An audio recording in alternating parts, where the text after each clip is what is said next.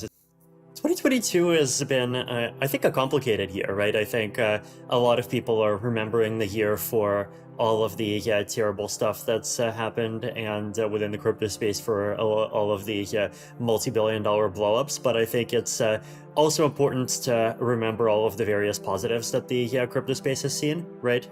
So the merge, I think, is the most recent one, but the big one, right? This is something that the Ethereum has been waiting for pretty much since its inception, right? And it's been delayed and complexified and turned out to be more complex than we thought, and lots of things have happened. But now finally, as of September 15th, I think it was 0645 UTC, we actually have a proof of stake chain, right? And doesn't it just feel good to be able to say, not Ethereum is going to reduce its energy consumption by 99.9%, but Ethereum has reduced its energy consumption by 99.9%, right? We're literally talking about going from a level of electricity consumption similar to the entire country of Austria to a level of electricity consumption similar to the entire country of, I don't know, maybe San Marino, maybe Vatican, one of those, right?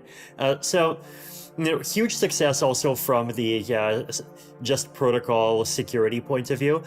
Even a huge success from the usability point of view, right? So, a lot of people don't realize this, but the merge was actually a transaction inclusion time decrease, right? And this happened for a couple of reasons. One of those reasons is actually the easier one to understand, which is that, blocks have thousands of attestations that are coming on top of them, and so you have thousands of confirmations happening in parallel. And what that basically means is that a few seconds after one single block comes, you have the equivalent of what would in proof-of-work lanes be considered hundreds of confirmations, right? If you go to etherscan.io/blocks_forked, right? And the most recent forked block was 6 days ago. In the proof-of-work era, there would be multiple of these every hour, right? So that's the first reason.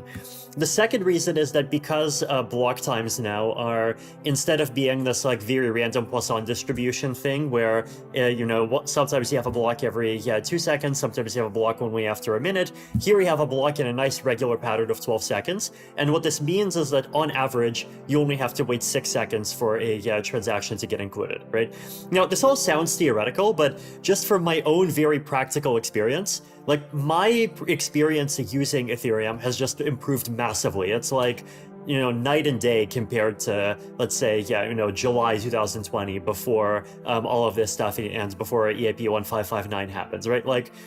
These days, when I send a transaction, I click send, I wait a couple of seconds, and then I see, oh, that transaction got included into one block and it already has one confirmation.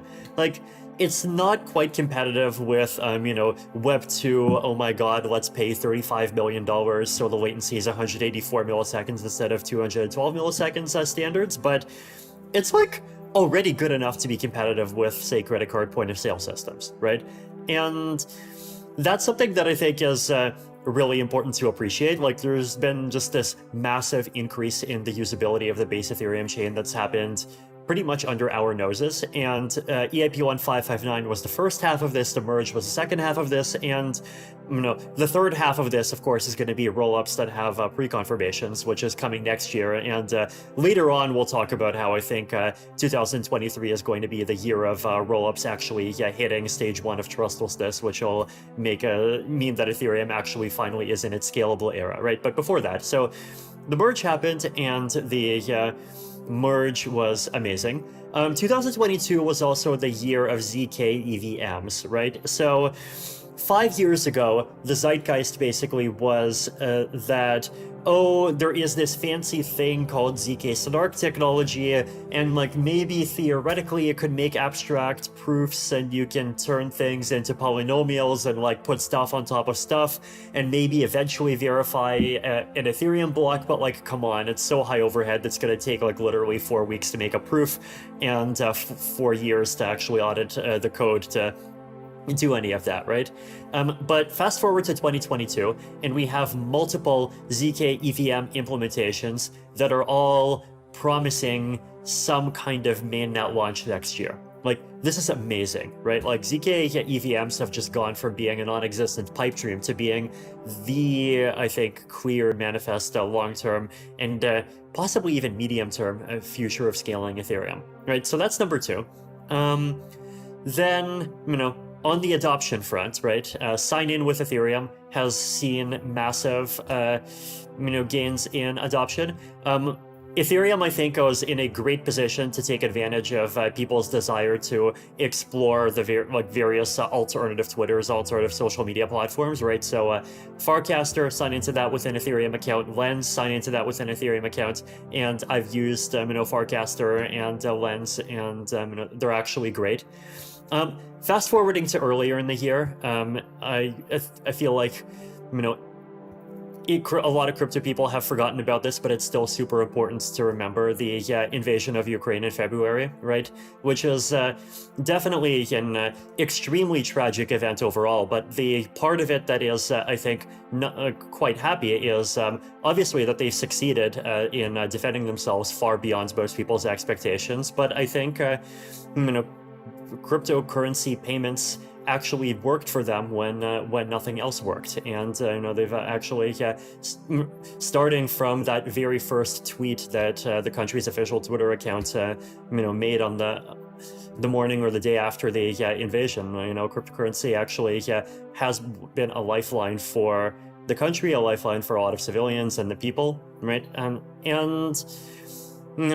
That's just like one example, and then you have all these various small examples, like continuing adoption happening in places like Latin America, for example.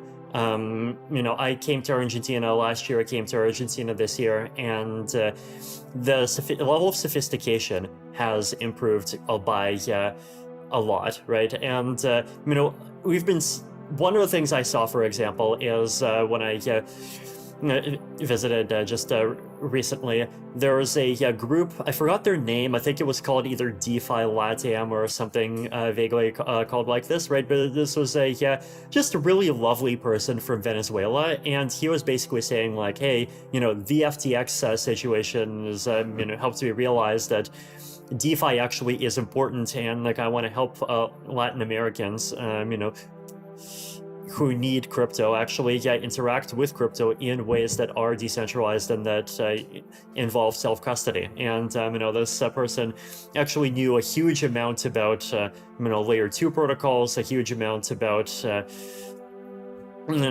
different forms of self-custody and all of these things. So all of those things are continuing to move forward. Cryptocurrency is continuing to get used for philanthropy a lot. Last year was the year of Crypto Relief India getting its money, but this year Crypto Relief India continued spending some of its money. Also Bulvi, it's this group that I helped spin up that used some of the money to put money into these more experimental but potentially much more high payoff options in terms of protecting people now and in the future against viruses. And that's funded amazing stuff like UV lamps, open source vaccine projects, and a whole bunch of things. And like cryptocurrency as a international payment instrument for philanthropy has just been huge there, right? So I think it's important to just remember 2022, both not just for the massive failures, but also for all the amazing technological and adoption backdrops that we've had. And I think even the first inklings of cryptocurrency and blockchain space's ability to actually have very significant positive impacts on the world. But that's the year. So, well, Vitalik, thank you so much for coming into this with your optimist hat on and just reminding us that sometimes the bad definitely drowns out the good. As someone who's been through multiple market cycles, like every single market cycle has the bad year, right? The down year, right? 2018 was my first one. There was one prior to that. Is 2022 unusual in any respects, or is this kind of par for the course of like, yeah, this is what happens at the latter half of a bull market? We have a lot of bad stuff, but meanwhile there is relentless adoption regardless, no matter what year it is. Is 2022 unusual for you in contrast to other years of crypto? I'm trying to compare 2022 against the kind of early to mid bear market periods of the previous cycles, right? Actually, if you want to show people visuals, one great visual to show right now is the Bitcoin price from 2011 to now. Bitcoin, just because Ethereum unfortunately didn't exist in 2011. But if you look at that, right, you see kind of the great cycles, right? And you have 2011, and then the really big one at the end of 2013, and then the even bigger one in 2017, and then the super big one in 2021, right? And see, the very first one at the left, it's like so low that we don't even notice it, right? Like if you just click the log button, wow. And so the 2015, right? So if you go down that flat part after the first peak, that's when Ethereum launched, right? So then 2018, that's the flat and the kind of cup and handle after the second bull market. That's when Uniswap was created and started existing for the first time. Now let's look at the flat and slightly decreasing line after the third bubble. That's when the merge happened, and we had multiple ZK EVMs, and we're starting to see serious layer 2 adoption.